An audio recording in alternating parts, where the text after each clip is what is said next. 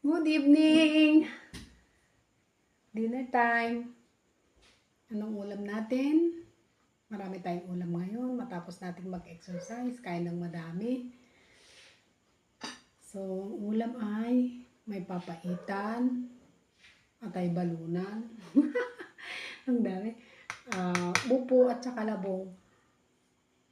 Papak na lang siguro tayo ngayon. Sisirang diet natin eh. Kasi nga, lunchtime, hindi masyadong kumain. Daming trabaho. So, matapos ng ersesyo, kain naman ng madami. Kain po tayo. No rice ngayon. Gutom tayo. Kayo, nung maulam ninyo, mga pa-friendship dyan. Kain po tayo. Ito, atay balunan. Rich in iron, kaya gusto ko to.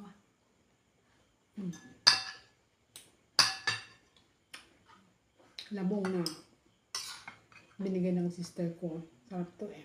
May saluyot.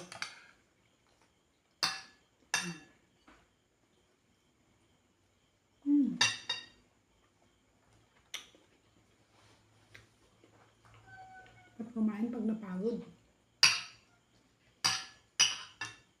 Pero masarap yung upo na minuto ko kanina. Ginisa ko siya sa sardinas. Mahiya tuloy akong tumubo. Kaya lang piniflex ko ang mga pagkain ko sa inyo eh. Every night.